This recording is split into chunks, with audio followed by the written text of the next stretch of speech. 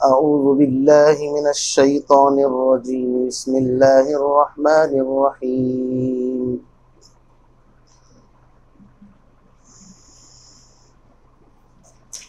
व इन खिफ्तुम अल्ला तुक़सितू फिल यतामा फंकिहू मा ताब लकुम मिनन निसाइ मसना व सुलासा व रुबा फ़इन खिफ्तुम अल्ला तअदिलू फ़वाहिदतन औ मा मलकत अयमानुकुम ज़ालिका अदना अल्ला तऊलू व आतुन निसाअ सदक़ातिहिन्ना निहला फ़इन तिब्न लकुम अन शैइन मिन्हु नफ्सन फ़कुलूहु हनीअम मरीआ। सदक़ल्लाहुल अज़ीम।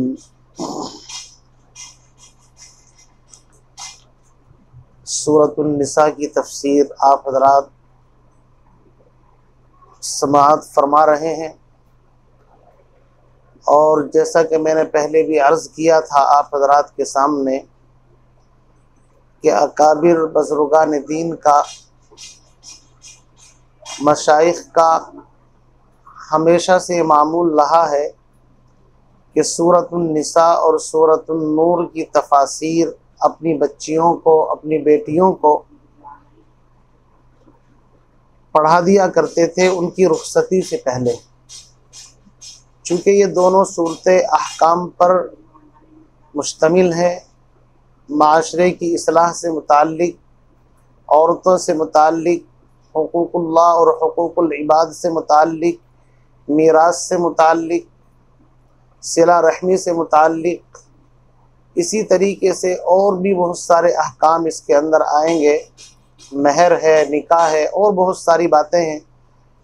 तो इंशाअल्लाह इसी सिलसिले की एक तरतीब मैंने भी अपनी बच्चियों के लिए ख़ास तौर से रखी है कि असर की नमाज के बाद थोड़ी सी देर के लिए अपनी बच्चियों को सामने बिठा करके ये अल्हम्दुलिल्लाह कुरान पाक की तफसीर इस नियत के साथ कि जहाँ जहाँ तक हमारी ये आवाज़ पहुँचे, जो हज़रात अहले इल्म हैं, उलमाए रब्बानियीन हैं, मशाइख हैं, वो तो ख़ुद माशाअल्लाह इस काम को कर लेते हैं या करते हैं, लेकिन जो हज़रात कुरान पाक से, इसकी तफासीर से वाकिफ़ नहीं है, ला इल्म है, तो वो हज़रात भी मायूसी के शिकार ना हों। उनके लिए ये हसीन मौका फ़राहम किया जा रहा है कि वो हमारी इस वीडियो को और इन वीडियोज़ को जो आइंदा इंशाअल्लाह आपके सामने आएंगी, अपने घर के अंदर, अपनी फैमिली के अंदर, बच्चों में, अपनी माए बहनों बेटियों में बैठ कर के इंशाअल्लाह इसको सुने तो बड़ा नफ़ा होगा इंशाअल्लाह। इसलिए मैं यहाँ पर आम सादा अल्फाज के अंदर कोशिश कर रहा हूँ। कोई बहुत ज़्यादा नुकात या बहुत ज़्यादा गहराई या ग्रामर और इसी तरीके से जो पेचीदा और गुंजलक बातें हैं तफासिर से मुताल्लिक़, जो आम बंदों की फ़हम से बाहर और बालातर हैं, उन मज़ामीन को मैं इसीलिए ज़्यादातर डिस्कस नहीं करूँगा अपनी गुफ्तगू के अंदर।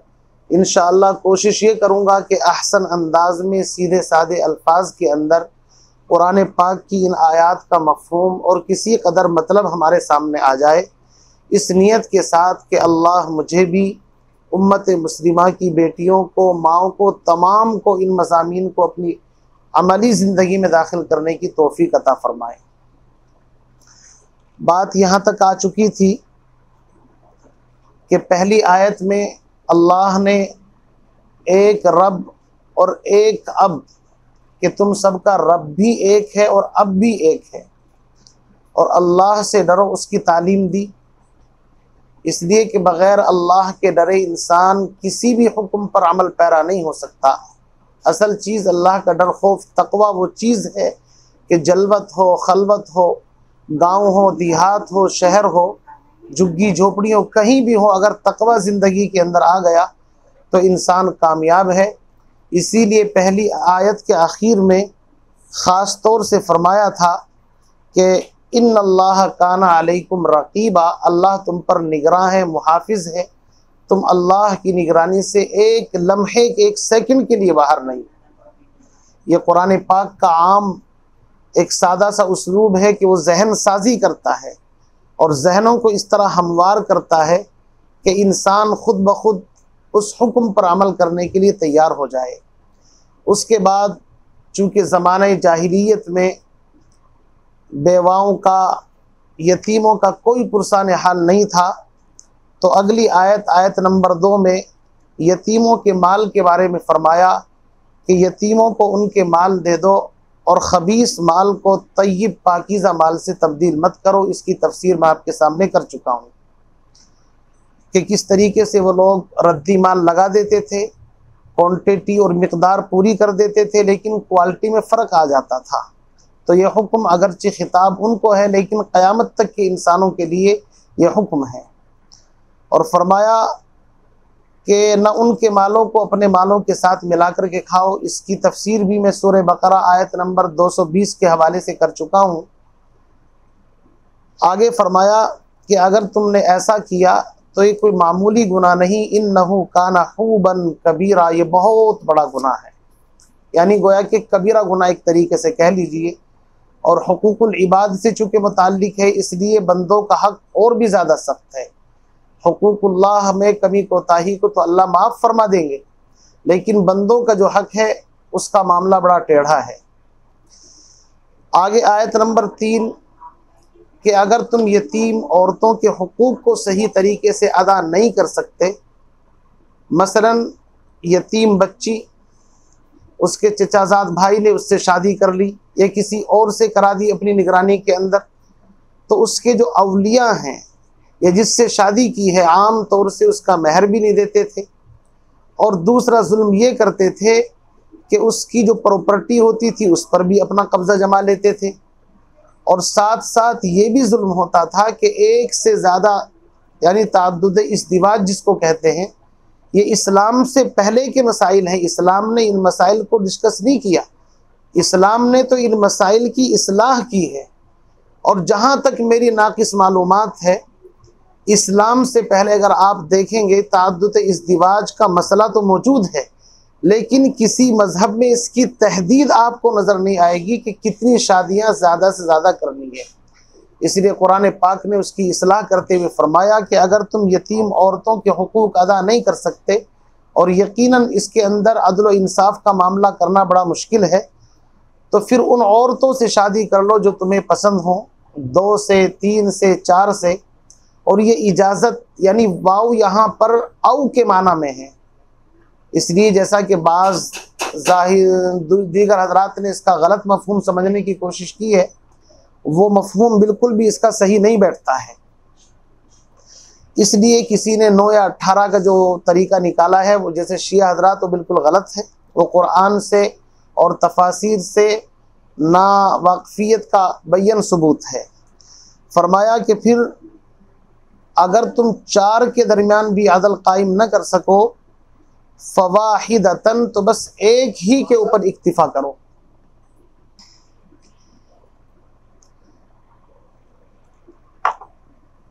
तो कुरान ने फरमाया कि अगर तुम अदल व इंसाफ नहीं कायम कर सकते, फवाहिदतन, तो एक ही पर इक्तिफा करो। और अगर एक के साथ जो आज़ाद औरत है उसके हुकूक का भी सही तरीके से आप उसका ख्याल नहीं रख सकते, अदल व इंसाफ कायम नहीं रख सकते, तो औ मा मलकत ऐमानुकुम, जो तुम्हारी कनीज़ हैं, बांदियाँ हैं, जो तुम्हारे हाथों की मिल्कियत हैं, फिर उनसे आप अपना गुजरान और अपनी ज़िंदगी उनके साथ गुजारो। मैंने कल ग़ुलाम बांदियों से मुताल्लिक भी आपके सामने बात रखी थी कि इस्लाम ने इसकी भी इस्लाह की है। बहुत सारे हजरात समझते हैं कि ग़ुलामी इस्लाम का एक मसला है। नहीं, इस्लाम ने तो ग़ुलामों को वो हुकूक दिए हैं कि कोई सोच भी नहीं सकता। इसीलिए हजरात सहाबा कराम के जो दौर की ग़ुलामी थी, वो उस ग़ुलामी को आज़ादी पर तरजीह दिया करते थे, जैसे कि हजरत ज़ैद बिन हारिसा के मैंने आपको वाक़या सुनाया। बहरहाल बात चल रही है अदल व इंसाफ की, कि अगर अदल व इंसाफ कर सकते हो तो फिर 2 या 3 की तुम्हें इजाज़त है। और ये ऑप्शन कंडीशन इसलिए है कि बाज़ औक़ात एक से ज़ायद शादी करना नागुज़ीर हो जाता है। मसलन बीवी बीमार है, या बीवी सही तरीके से शोहर के हुकूक अदा नहीं कर सकती, या इसी तरीके से बीवी हामिला है, या इसी तरीके से महीनों के अंदर आप जानते हैं कि कुछ अय्याम उनकी बीमारी के होते हैं, और 2-2.5 साल का अरसा बच्चे की वलादत और वज़े हमल से लेकर के दूध पिलाने तक का एक ऐसा ही नाजुक मरहला रहता है। तो इन वजह से अगर शरीयत इसकी इजाज़त न देती तो इंसान यकीनन ज़िना की तरफ मुब्तला होता।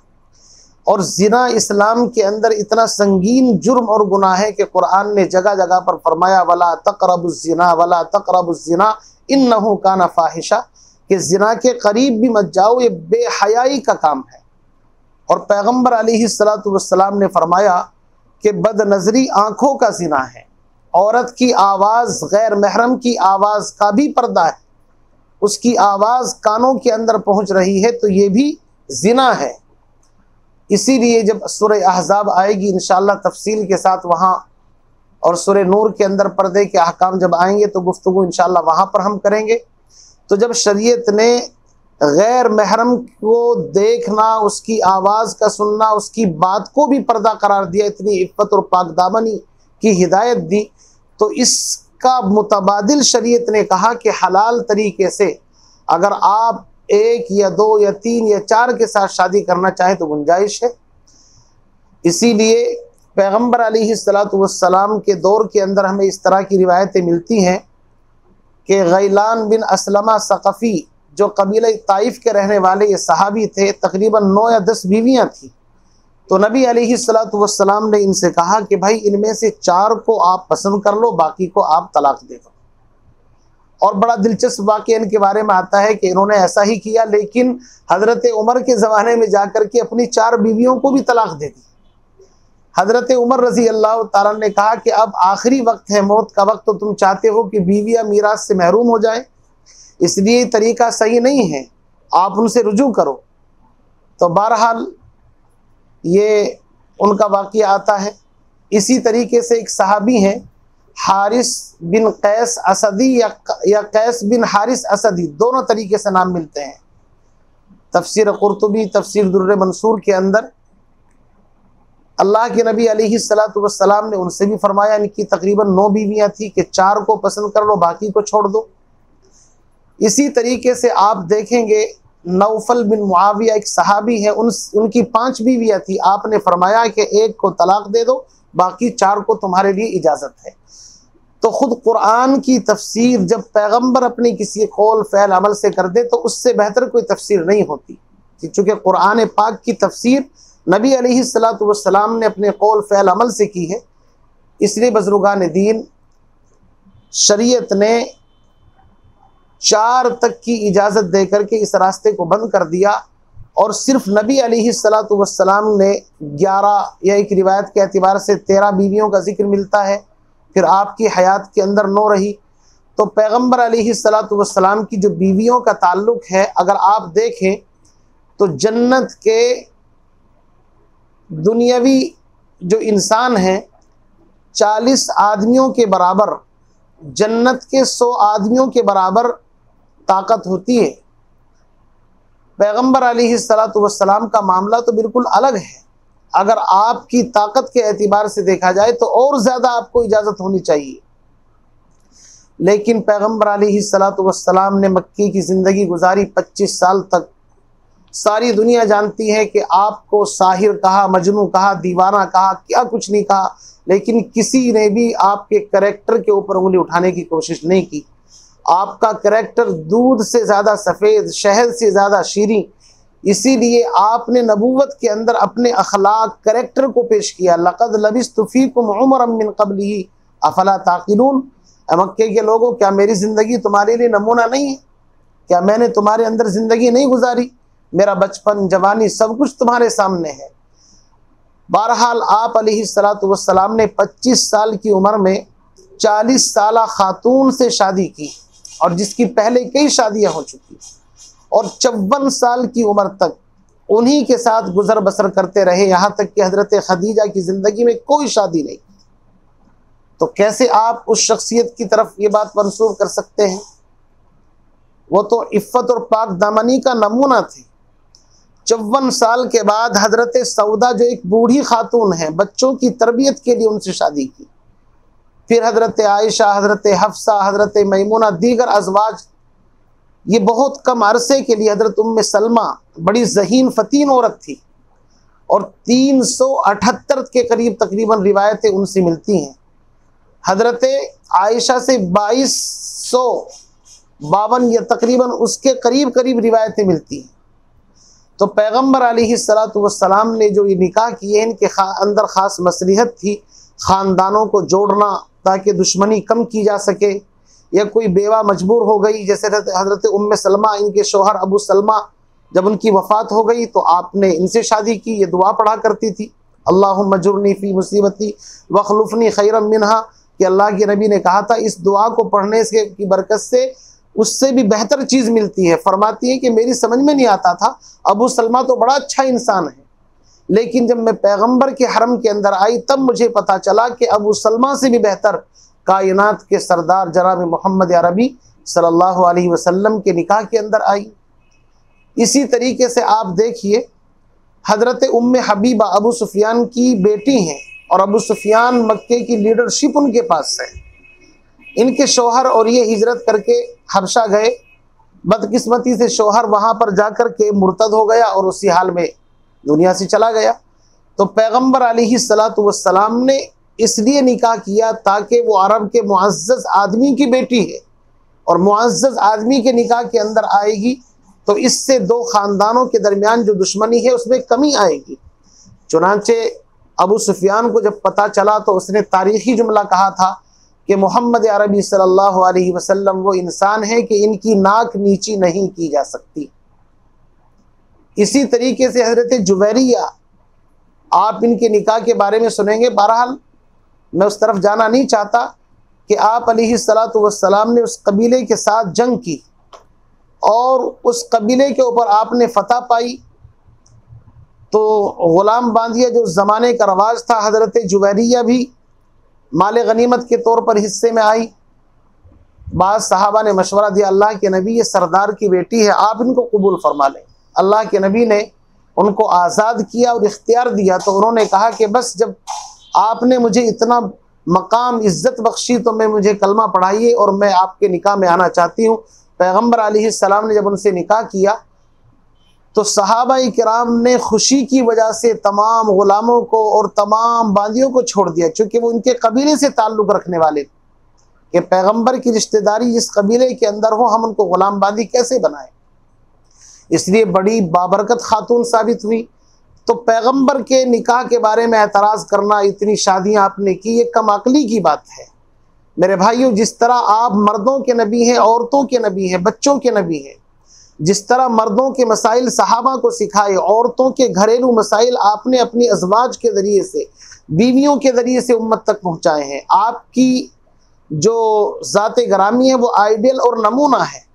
बहरहाल ये अलग मौजू है, टॉपिक है, लेकिन इतनी बात याद रखिए कि पैगम्बर अलैहिस्सलातु वस्सलाम ने जो तअद्दुद इज़्दिवाज का मसला मुस्तशरिकीन की तरफ से उठाया जाता है, वैसे कोई नया मसला नहीं, लेकिन इस सिलसिले में इतनी बात याद रखें कि पैगम्बर अलैहिस्सलातु वस्सलाम ने मसलिहत के तहत, हिकमत के तहत जोड़ने के लिए और दुश्मनी को कम करने के लिए और बेवाओं का सहारा बनने के लिए इस तरह के निकाह आप अलैहिस्सलाम ने फरमाए। इसीलिए हज़रत आयशा के अलावा तमाम बीवियाँ आपकी ऐसी हैं कि जिनकी पहले से शादियाँ हो चुकी थी।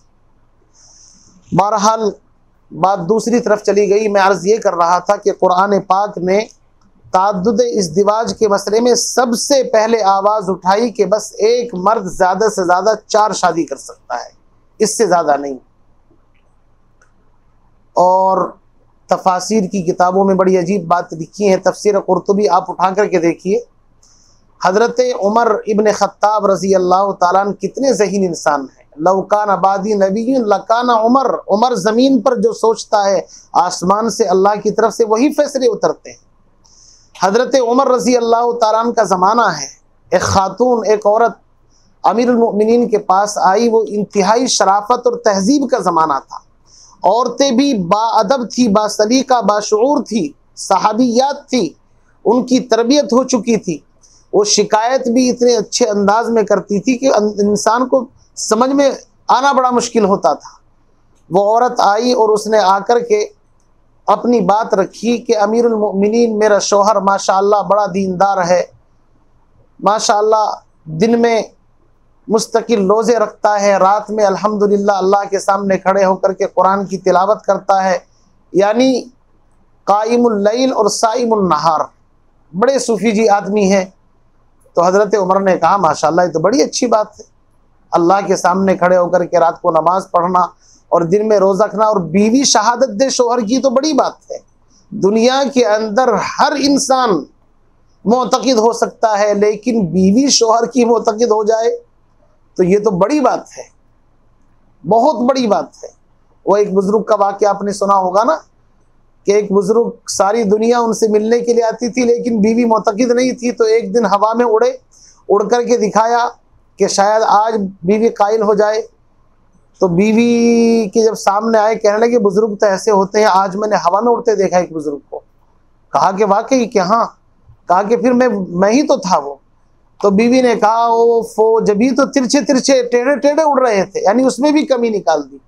तो किसी की बीवी किसी की मोतक़िद हो, ये बड़ी बात है। तो हज़रत उमर इब्न ख़त्ताब रज़ी अल्लाह तआला का बड़ी अच्छी बात है। 2-3 मरतबा जब ऐसा हुआ, एक सहाबी तशरीफ़ फरमा थे, वहाँ पर बैठे हुए थे काब असदी रज़ी अल्लाह तआला। इन्होंने कहा हज़रत ये औरत अपने खाविंद की शिकायत कर रही है। हज़रत उमर कहने लगे शिकायत कर रही है, चलो जब शिकायत कर रही है तुम्हारा जहन इस तरफ गया तो फैसला भी तुम करो। ये है बड़े लोगों की बड़ी बातें।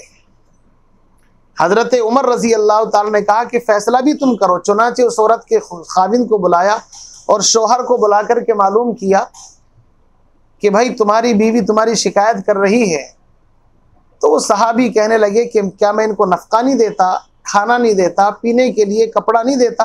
फरमाया कि नहीं, खाने कपड़े की कोई शिकायत नहीं, सब कुछ चीज़ मौजूद है, लेकिन इनकी शिकायत यह है कि तुम रात भर नमाज पढ़ते हो, दिन भर रोज़ा रखते हो, बीवी को टाइम नहीं देते। तो बीवी का भी तो कुछ हक है।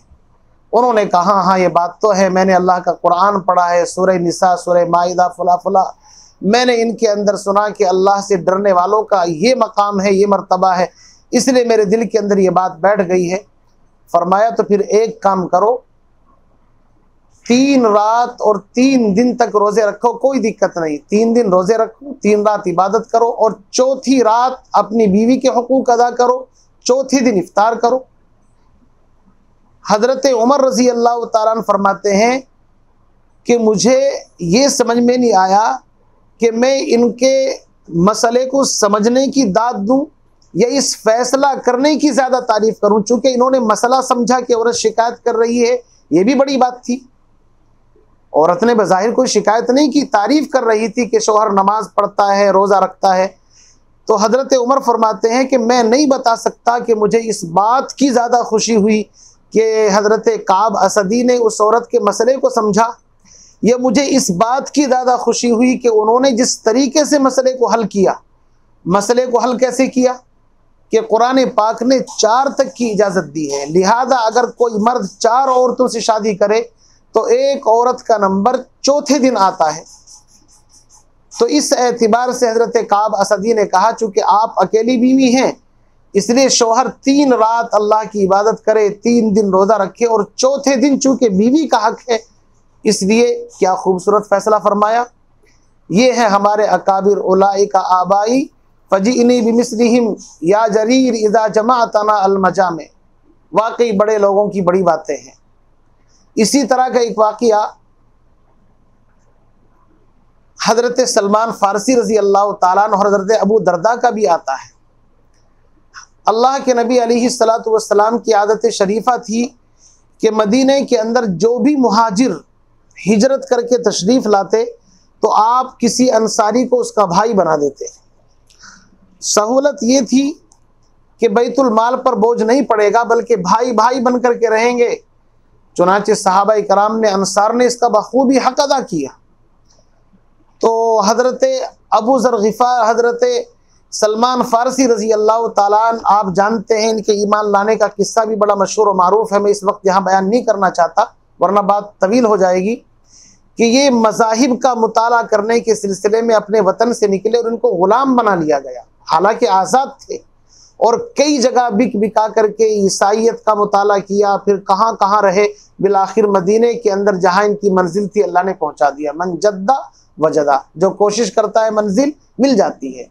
और फिर आप जानते हैं कि जो अलामत राहिब ने बताई थी कि हदिये का माल कबूल करेंगे, सदका कबूल नहीं करेंगे, और उनके कांधे पर मोहर नबूवत होगी, तो वो तीनों चीज़ों का किस तरीके से अल्लाह के नबी ने इनको वो किया कि सदका कबूल नहीं किया और हदिया कबूल फरमा लिया और अपनी मोहर नबूवत इनको दिखाई। तो बहरहाल ये इस्लाम के अंदर दाखिल हुए, हल्का बगोश इस्लाम हुए। उम्र बड़ी तवील पाई, बाद ने कहा 100 साल, बाद ने 130 साल, 200, 250 साल तक की रिवायतें मिलती हैं। तो तजर्बेकार सहाबी थे हज़रत सलमान फ़ारसी, और ग़ज़वा खंदक के मौके पर इन्हीं के मशवरे से खंदक खोदी गई थी। और अल्लाह के नबी अलैहिस्सलातु वस्सलाम की ज़बान से जुमले निकले थे इनके बारे में। जब खंदक की खुदाई हुई तो सहाबा मुहाजिर कहते थे इनको हमें दो, अंसार कहते थे हमारे खाते में इनकी फजीलत आनी चाहिए। अल्लाह के नबी ने फरमाया था सलमान मिन्ना अहलुल बैत, सलमान तो हमारे घर का आदमी है। चुनांचे इनकी कब्र मुबारक पर आज भी अल्फाज लिखे हुए हैं। तो सलमान फ़ारसी रजी अल्लाह ताला अन्हु हज़रत अबू दरदा के भाई बना दिए गए। हज़रत अबू दरदा बड़े आबिद, जाहिद, मुत्तकी, परहेजगार और बड़े ही नेक फितरत सहाबी थे। जब हज़रत सलमान फ़ारसी घर पर गए, बुखारी शरीफ की रिवायत है, उसका तर्जुमा सुना रहा हूँ। तो जाते ही घर की हालत देखी कि उम्मे दरदा के कपड़े भी इसी तरह के हैं, कोई ख़ास नहीं पहन रखे, यानी मैले कुचेले एक तरीके से, और घर के अंदर भी सामान इधर उधर पड़ा हुआ है। और जाहिर बात है कि अगर घर के अंदर डेकोरेशन नहीं है तो इसका मतलब ये है कि घर वाली जो बीवी है उसको कोई उलझन परेशानी है, या तो बीमार है या कोई उलझन है।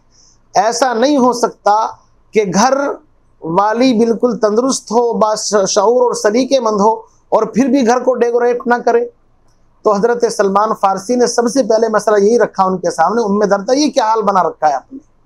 तो उम्मे दरदा ने जो अल्फाज कहे वो मुझे सुनाने मकसूद है। उन्होंने कहा कि ये सब कुछ आपके भाई की वजह से है, आपके भाई को इन चीज़ों में कोई दिलचस्पी नहीं, घरेलू चीज़ों के अंदर, इन चीज़ों के अंदर रात भर माशाअल्लाह अल्लाह के सामने खड़े होकर के नमाज पढ़ते हैं, दिन भर रोज़ा रखते हैं। तो औरत किसी के लिए ना बनती संवरती है जब शौहर ही को इंटरेस्ट नहीं है और उनकी दिलचस्पी नहीं है घर की तरफ, तो मैं ही क्या करूं। हज़रत सलमान फ़ारसी समझ गए कि मामला अच्छा इस तरह का है। तो चूँकि हज़रत सलमान फ़ारसी रज़ी अल्लाह ताला अन्हु जहादीदा शख्सियत है, कहा कि ठीक है। दोपहर का वक्त आया, खाना बनाया गया मेहमान के लिए, दस्तरखान लग गया। अबू दरदा ने कहा मेहमान को खाना खिलाओ। हज़रत सलमान फ़ारसी ने कहा भाईजान आप भी हाथ धो लो, दोनों हाथ धो करके खाना खाएंगे। अबू दरदा ने कहा कि मेरा तो रोज़ा है। कहा कि रोज़ा, मेहमान के सामने रोज़ा रखना कोई नहीं कि नहीं है, कोई फ़र्ज़ रोज़ा नहीं, नफली रोज़ा है। आप मेरे मेज़बान हैं, मैं मेहमान हूँ, मैं कह रहा हूँ तो मेरी उसके लिए आप रोज़ा तोड़िए, वरना मैं भी खाना नहीं खाऊंगा। बहरहाल उनको रोज़ा तोड़ना पड़ा और फिर खाना खाया। तो हज़रत अबू दरदा को बड़ा अजीब सा तकल्लुफ़ महसूस हो रहा है, क्योंकि उनका रूटीन था रोज़ा रखना मुस्तकिल। अब रात का वक्त आया तो बिस्तर बिछाने के लिए अबू दरदा ने कहा कि सलमान फ़ारसी भाईजान के लिए बिस्तर बिछा दो। हज़रत सलमान फ़ारसी ने कहा भाई बिस्तर एक नहीं 2 बिस्तर लाना। अबू दरदा कहने लगे भाई मुझे तो रात भर नमाज पढ़नी है, अल्लाह के सामने खड़ा होना है, आप मेहमान हैं, आराम कर लो। सलमान फ़ारसी भी कोई मामूली इंसान नहीं थे, जहादीदा शख्सियत थी। फरमाया कि हमें भी अल्लाह के सामने रुजू होना है, नमाज पढ़नी है, पहले थोड़ा आराम करेंगे फिर बाद में पढ़ेंगे। चुनांचे जब उन्होंने देखा कि बात नहीं बनेगी तो 2 बिस्तर मंगाए और दोनों बिछा दिए गए। अबू दरदा कहते हैं कि मैंने सोचा कि बड़े मियाँ हज़रत सलमान फ़ारसी की आंख लगेगी तो खड़े होकर के अपना काम शुरू कर देना, लेकिन हज़रत सलमान फ़ारसी भी कम नहीं थे। जैसे ही अबू दरदा इरादा करते खड़ा होने का, उठने का, नमाज पढ़ने के लिए चलने का, फ़ौरन एकदम या तो खांस पड़ते या वो भी उठ जाते। बहरहाल आप समझ रहे हैं। तो हज़रत अबू दरदा रज़ी अल्लाह ताला अन्हु सो गए और रात के आखिर वक्त में बहरहाल इन्होंने कुछ नवाफिल वगैरह पढ़े, और जब सुबह की नमाज का वक्त हुआ तो ये दोनों उठ करके मस्जिद नबवी के लिए चले। पैगम्बर अलैहिस्सलातु वस्सलाम के पीछे नमाज पढ़ेंगे और रास्ते में चलते चलते भी बड़े मियाँ नसीहत कर रहे हैं कि देखो अबू दरदा, इन्ना लिनफ्सिका अलैका हक्का व इन्ना लिआइनिका अलैका हक्का व इन्ना लिज़ौजिका अलैका हक्का। और नसीहत करते करते आखिर में फरमाया फाती कुल्ल ज़ी हक्किन हक्का। बहरहाल पैगम्बर अलैहिस्सलाम के पीछे जाकर के नमाज पढ़ी। नमाज पढ़ने के बाद दुआ सलाम हुई तो पैगम्बर अलैहिस्सलाम की आदत शरीफा थी, फजर की नमाज से लेकर के इशराक तक खुली कचहरी लगती थी।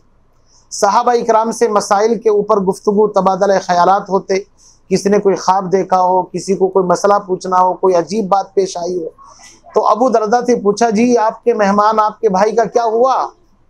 तो हजरत अबू दरदा रजी अल्लाह ताला अन्हु तो बिल्कुल अंदर से एकदम बैठे थे, फौरन एकदम सारी बातें अल्लाह के नबी के सामने रखी कि हजरत भाईजान ने तो कल बीवी से जाकर के ये पूछा ये क्या हालत बना रखी है, दोपहर में मेरा रोज़ा तोड़वा दिया, रात को मुझे नमाज नहीं पढ़ने दी, मुझे अपने साथ ज़बरदस्ती लिटाया, और जब मैं आ रहा था सुबह फजर के वक्त तो उस वक्त भी नसीहत कर रहे हैं तुम्हारी आंखों का भी हक है, तुम्हारे जिस्म का भी हक है और तुम्हारी बीवी का भी हक है, हर हक वाले को हक अदा करो।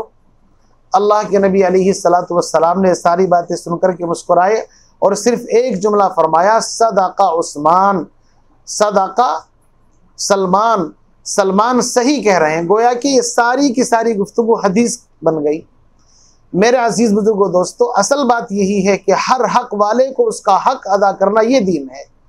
शादी कर ली 1 2 3 4 जज्बात में, लेकिन उन शादियों के अंदर अगर बीवियों का हक अदा नहीं कर रहे हैं तो फिर ये शादी इंसान के लिए वबाल बनेगी।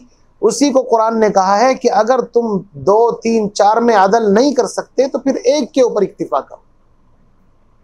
और आगे फरमाया अगर एक का भी हक अदा नहीं कर सकते तो बांदी जिसका कोई हक नहीं होता, चूंकि बांदी बांदी है, कनीज है, उसका अपने मालिक पर कोई हक नहीं होता, तो आप उससे शादी करो, उसके ज़रिए से अपनी ज़िंदगी गुजारो। ये कुरान पाक की वो आदिलाना मुनसिफाना ताबीर है और तशरीह है कि जिसको सुन कर के वाकई दिल अश अश और खुशी से झूमने लगता है कि कुरान ने हर मौके पर अदल व इंसाफ के दामन को पकड़ करके रखने की ताकीद दी। अला अल्लाह तादिलु इदिलु हुवा अक़रबु लित्तक़वा।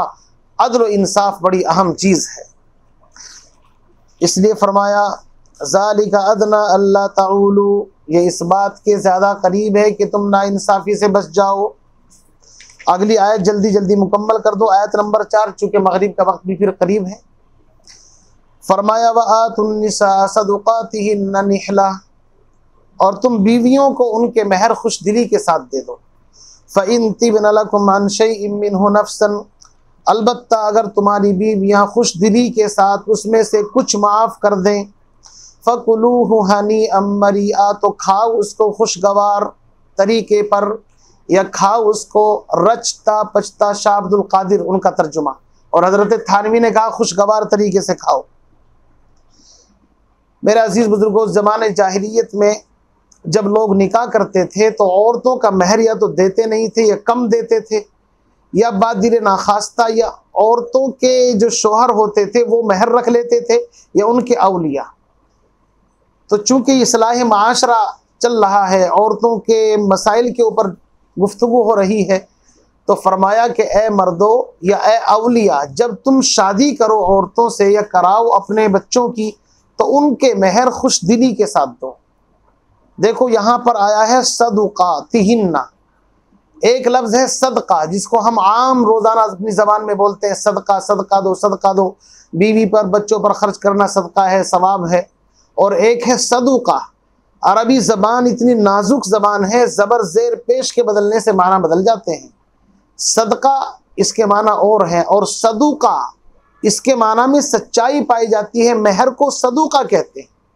मुल्ला अली कारी रहमतुल्लाह अलैह मिरकात शरह मिशकात में फरमाते हैं कि महर को सदुका इसलिए कहा गया चूँकि शोहर महर अदा करते वक्त अपनी नीयत में सच्चा होता है कि मैंने वाकई इस औरत को अपने निकाह के अंदर लाया हूँ और ये इसका हक है, सच्चाई के साथ उसको अदा करता है, इसलिए इसको सदुका कहा गया। अफसोस आज इस महर के मामले में बड़ी इफरात व तफरीत है।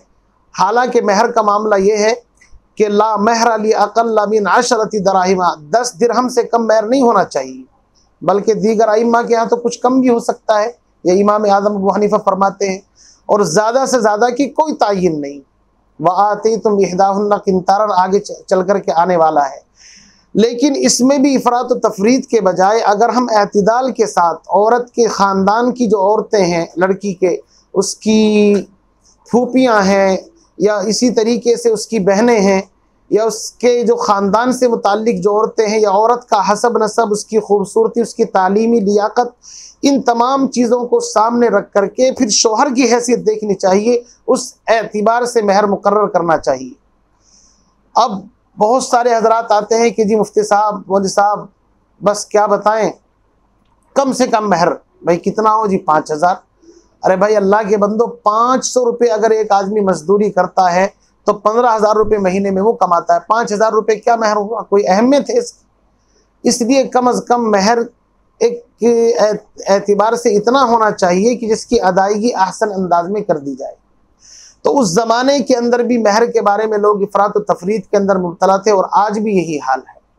इसलिए जिस तरह उस ज़माने के अंदर लोग महर नहीं देते थे, कुरान ने औरतों को कहा कि नहीं, जब निकाह करो तो इनके महर खुश दिली के साथ दे दो। अलबत्ता अगर ये खुद माफ़ कर दें तो कोई बात नहीं, मज़े के साथ खाओ। मेरे अजीज़ भाइयों, आजकल इसके सिलसिले में ये है कि लोग ज़िंदगी भर महर नहीं देते और औरत जब मर जाती है तो उसके कान में कहते हैं कि जी महर माफ़ कर देना। मरा हुआ आदमी किसको माफ़ करेगा भाई? इसलिए ये सारी चीज़ें दीन से नावाकिफियत की बिना पर हैं। उलमा ने लिखा है कि औरत का जो महर है वो इंतहाई पाकीज़ा चीज़ है। हज़रत अली रज़ी अल्लाह तआला अन्हु से एक रिवायत है, तफसीर इब्न कसीर के अंदर भी वो रिवायत दर्ज है और तफसीर कुर्तुबी के अंदर भी मौजूद है। हज़रत अली के ज़रिए से रिवायत ये है कि अगर कोई आदमी बीमार हो मसलन और औरत के महर में से 2-3 दिरहम या कुछ पैसे लेकर के शहद ख़रीदे और बारिश का पानी मिलाकर के किसी बीमार को किसी को पिलाएं तो इंशाअल्लाह उसके ज़रिए से शिफा हासिल होगी। क्यों?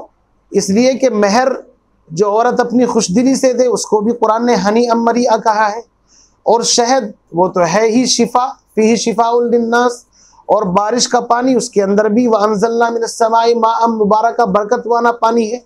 तो 3 बरकत की चीज़ें जमा हो गई, महर, फिर उसके साथ साथ शहद और फिर बारिश का पानी। अगर किसी बीमार को इंशाअल्लाह इसको पिलाया जाए तो इसमें बड़ी शिफा है, अल्लाह उसको शिफा अता फरमाएंगे। ये बात तो ज़िम्नन आ गई। असल मकसद ये है कि औरतों के महर खुशदिली के साथ दिए जाएं। अगर महर ज़्यादा है तो किस्तों में दे दें, और अगर इंसान ज़िंदगी में जो भी कुछ नानो नफ़के से हट कर के खर्च करता है, उसकी डिमांड पूरी करता है, तो अगर आप चाहें तो उसके ज़रिए से भी उसको मतलब मिन्हा कर सकते हैं, उसके अंदर लगा सकते हैं। बहरहाल ये एक तफसीली मसला है। बस यहाँ पर आप इतनी बात समझ लें कि औरतों के जो महर मुतय्यन किए जाएँ, एक तो उसके अंदर सही महर होने चाहिए, ना बिल्कुल बहुत कम हो और ना बहुत ज़्यादा हो, बल्कि एतदाल के साथ। और दूसरी बात इस सिलसिले में ये याद रखनी चाहिए कि जो महर भी उनका तय कर दिया जाए उसको खुशदिली के साथ दिया जाए। उसके अंदर टाल मटोल करना या हेर फेर से काम लेना और इस तरह की बातें बनाना, बहाने बनाना, ये बिल्कुल भी कतन सही नहीं है। तो आयत नंबर 4 तक इंशाअल्लाह तफसीर आप हजरात के सामने आ चुकी है। अल्लाह ताला मुझे भी आपको भी इन बातों पर अमल की तौफीक नसीब फरमाए। जो बातें जहन के अंदर आती हैं वो आपके सामने इंशाअल्लाह आ जाती हैं। अल्लाह रब्बुल इज़्ज़त मुझे भी सही अर्ज़ करने की तौफीक अता फरमाए और हम तमाम को इन बातों पर कुरानी तालीमात पर अमल पैरा होने की सादत तौफीक नसीब फरमाए। सुब्हानल्लाहि व बिहम्दिही, सुब्हानल्लाहिल अज़ीम।